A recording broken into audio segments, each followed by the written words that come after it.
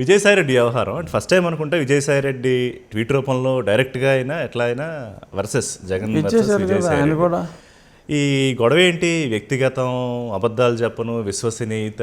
ఎందుకంటే విజయసాయి రెడ్డి గురించి ఎవరికైనా ఎక్కువ మీకు బాగా తెలుసు, ఎందుకంటే మీ ట్విట్టర్ యుద్ధం అంతా మాకు గుర్తుంది. ఏంటి వాట్స్ యువర్ కామెంట్ ఆ ఎపిసోడ్ మీద? అంటే నేను అప్పుడు కూడా మొన్న ఆయన షర్మిల మాట్లాడుకున్నప్పుడు కూడా షర్మిల కొన్ని విషయాలు చెప్పింది, ఈయన చెప్పడం జరిగింది. సో నన్ను ఈయన్ని బలవంతంగా చెప్పించమన్నారు. అది నేను ఇంకా నా వల్ల కాదు. కన్నీళ్ళు కూడా పెట్టుకున్నాడు చెప్తే సుబ్బారెడ్డిని పెట్టుకోమనండి, చెప్పమనండి. నేనైతే ఇంకా అంత పాపానికి నేను ఒడిగట్టలేను అన్నట్టుగా, అంటే టర్మినాలజీ ఎందుకన్నా అబద్ధాలు ఆడలేను, ఇంతకంటే ఆడలేను అని చెప్పి ఏదో ఆపద్ధర్మంగా ధర్మరాజు అశ్వత్థామ హత కుంజరహలాగా. అది ఎందుకు సడన్గా విజయసాయి రెడ్డిలో అంత ఏమంటారు దాన్ని, పరిపక్వత లేకపోతే పశ్చాత్తాపం అవన్నీ వచ్చాయని అనిపిస్తుంది మీకు ఏమన్నా? ఏమో పశ్చాత్తాపం ఏదో స్టేజ్లో చాలామందికి వస్తుంది, అందరికీ అని నేను అన్నాను, చాలామందికి వస్తుంది.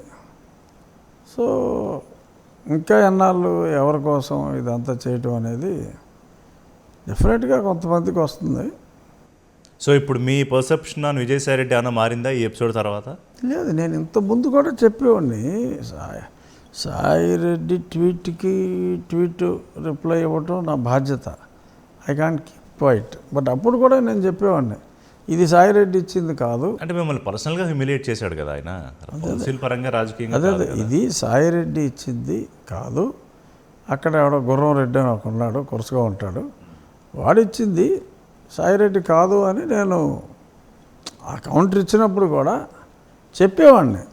బట్ స్టిల్ అలా జరగకుండా చూసుకోవాల్సిన బాధ్యత సాయి రెడ్డికి ఉందని కూడా అనేవాడిని.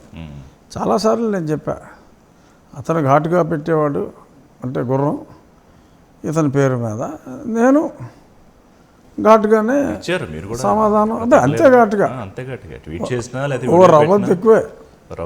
ఎందుకంటే అసలు కాదు, మీ ఇద్దరు అంటే ఎక్కడైనా ఎదురు పడితే అసలు మాట్లాడుకోవడం పలకరించుకోవడం ఉంటుందా కంప్లీట్గా? లేదు, నేను ఆ మధ్యన ఫ్లైట్లో కూడా ఎప్పుడు 6 months బ్యాక్ మాట్లాడుకున్నాం. ఆ తర్వాత ఎయిర్పోర్ట్లోనే, అదే ఎక్కువ కలిసేది అవకాశం ఎయిర్పోర్ట్లోనే I spoke to him. So మరీ మొహాలు తిప్పుకుని వెళ్ళిపోయి లేదు.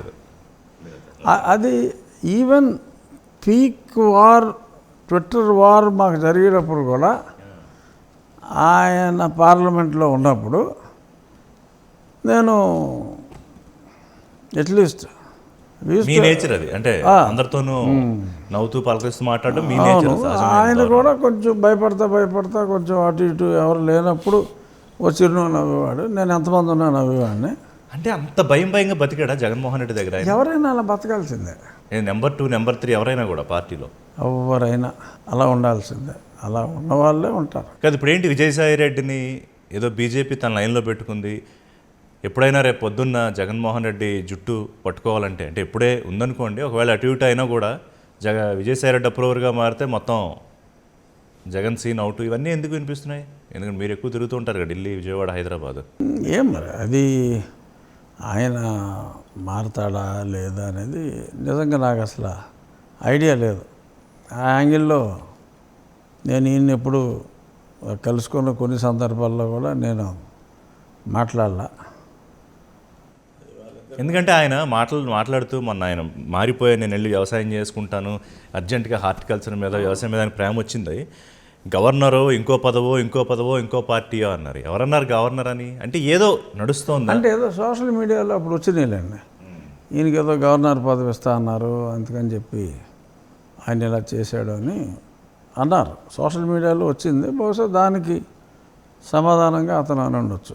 కానీ ఇప్పుడు జగన్మోహన్ రెడ్డి మరి ఆయన లెసన్స్ చెప్తున్నారు, అసలు వ్యక్తిత్వం అంటే ఏంటి, విలువలు ఏంటి, నిబద్ధత ఏంటి, భయపడకుండా ఉండడం ఎలాగా రాజకీయాల్లో అని. విజయసాయి రెడ్డి కానివ్వండి, మిగతా వాళ్ళు ఎవరైతే పార్టీ నుంచి మధ్య వెళ్ళిపోయారో లేకపోతే వెళ్ళిపోవాలనుకుంటున్నారో, ఇంకొకళ్ళిద్దరని అంటం జరిగింది. బహుశా ఒకళ్ళిద్దరు అవుతారో ఇంకో 2-3 అవుతారో తెలియదు. మరి ఆ వ్యక్తిత్వ వికాస్ పాఠాలకి రేపు ఏమన్నా క్లాసులు ఉన్నాయా అసెంబ్లీలో, అది అట్లా ఏమన్నా ట్రైనింగ్ సెషన్స్లో? అంతే జగన్మోహన్ రెడ్డి గారిని పిలిచి మరి చెప్తున్నారు ఆయన విలువల గురించి చాలా బాగా చెప్పారు మొన్న. ఎలాంటి తులసిరెడ్డి గారిని అడిగితే బాగా చెప్తారా? మధ్యలో ఆయన ఎందుకు వచ్చారు?